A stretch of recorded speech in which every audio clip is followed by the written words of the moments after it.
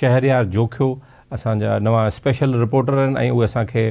नयूं ख़बरूं ॾींदा सदाईं असां उन्हनि खे वठंदासीं। Shahryar, thank you very much for joining us ऐं वेलकम आवाज़ टीवी जे हिन programme the age with Mohsin Babar में।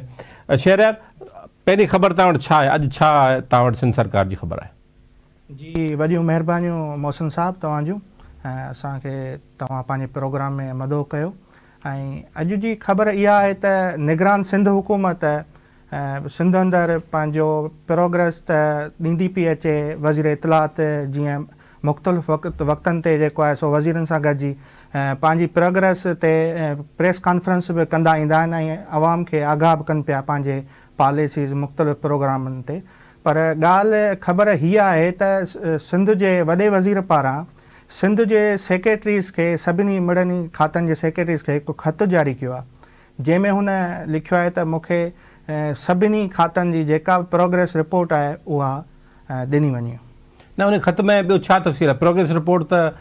CM वठंदो रहंदो आहे, उहो काबीना मीटिंग में बि वठंदा रहंदा आहिनि, पर हिन ख़त जी छा आहे? त हिन में ॿिया कहिड़ा तफ़सील आहिनि हिन ख़त में जेके तव्हां चओ था त खातनि खे लिखियो वियो आहे ख़त? जी मोहसिन साहब, जीअं वॾे वज़ीर पारां ख़त लिखियो वियो आहे त उन में चयो वियो आहे त जेके बि मिड़ई खाता आहिनि सिंध गवर्नमेंट जा, जिन जा वज़ीर बि निगरान जा कुझु आहिनि, जिन ते प्रेस कॉन्फ्रेंसूं त पहिरियों ई जेका मिनिस्टर निगरान कनि पिया वज़ीर इतलात सां गॾिजी, पर हिन ख़त में जेको उन CM साहब जे पारां लिखियो वियो आहे ख़त अंदरि, उन में लिखियो आहे त असां जेको आहे सो कहिड़ा नवनि मनसूबनि ते कमु शुरू कयो आहे, कहिड़ा मनसूबा जेके हलंदड़ आहे जेके असां ख़तमु करे चुका आहियूं, ऐं असांजूं कहिड़ियूं मज़ीद पॉलिसियूं बहितर थियूं आहिनि, ऐं कहिड़ियुनि पॉलिसियुनि ते जेको आहे सो असांखे अञा गौर करिणो आहे, जिन ते ईंदड़ हुकूमत बि अची बहितर कमु करे सघे। ऐं उहे असांखे तव्हां 7 जनवरी ताईं जेको आहे हुन ख़त में लिखियो वियो आहे त असांखे तफ़सील सां उहो जवाबु ॾिनो वञे सभिनी खातनि जो। मोहसिन साहब, ॿियो तव्हांखे मां ॿुधाईंदो हलां त इन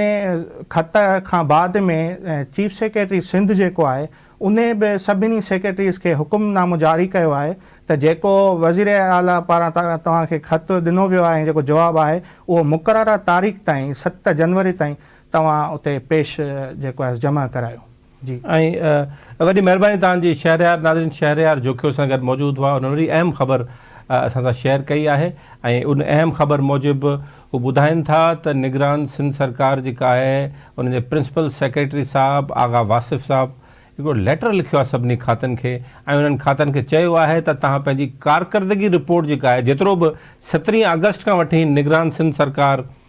कमु शुरू कयो हो, उन जी तफ़सील तव्हां असां ताईं पहुचायो ऐं उनजो परफॉर्मा जारी कयो वियो आहे हिकिड़ो, जंहिंमें उन्हनि खां डेटा तलब कई वई आहे। ऐं डेटा में जीअं असांखे शहरयार ॿुधायो त कहिड़ा नवां उपा वरिता विया, कहिड़ियूं रथाऊं नयूं शुरू कयूं वियूं, नयूं स्कीमनि जा तफ़सील आहिनि त उहे मोकिलियो, कहिड़ियूं पॉलिसियूं जोड़ियूं वयूं ऐं उन तब्दीलियूं कहिड़ियूं आंदियूं वियूं, कहिड़ी स्ट्रेटजी इख़्तियार कई वई। ऐं ॿी वॾी ॻाल्हि इन ख़त में जेको अहम नुक़्तो आख़िर में असांखे शहरयार ॿुधायो त इन निगरान सरकार जे फ़ैसिलनि जो असरु कहिड़ो थियो। हाणे जेतोणीकि त निगरान सरकार जो तमामु नंढो स्पैन ऑफ टाइम आहे, इन में हू पंहिंजी कारकर्दगी ज़ारा हाणे कुझु महीननि में कारकर्दगी कढी ॾेखारे सघे थी, पर तंहिंजे बावजूदि बि मां सम्झां थो तमामु सुठो इनिशिएटिव आहे त खातनि खे बाउंड कजे, उन्हनि खे अकाउंटेबल कजे त उहे पंहिंजी कारकर्दगी हर 3 महीने, हर 4 महीने, 5 महीने ॿुधाइनि त उन्हनि छा छा पॉलिसियूं इख़्तियार कयूं, उनजो छा छा असरु पियो, ऐं ज़रूरु उनमें इहो बि हूंदो त तव्हां केतिरो ख़र्चु कयो आहे। उहो ख़र्च जा तफ़सील बि असां तव्हांखे बाद में ॾेई सघूं था, पर बहरहाल फ़िलहाल जेका ख़बर असांखे असांजे स्पेशल रिपोर्टर शहरयार जोखियो असां ताईं पहुचाई आहे उहा इहा आहे त इहो ख़तु लिखियो वियो आहे ऐं इन ख़त में तफ़सील ऐं जवाब तलब कया विया आहिनि सभिनी खातनि खां। त तव्हां ॿुधायो कहिड़ी कारकर्दगी रिपोर्ट 7 जनवरी ताईं इहा रिपोर्ट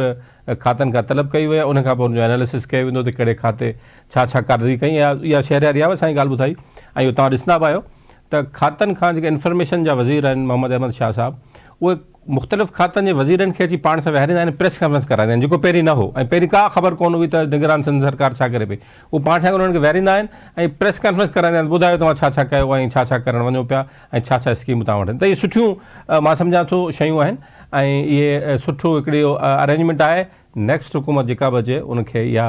कंटिन्यू करणु खपे, इहा पॉलिसी जेका निगरान हुकूमत जी आहे त जीअं हू माण्हुनि ॾांहुं अकाउंटेबल थी सघनि। पर मुंहिंजी हिकिड़ी पंहिंजी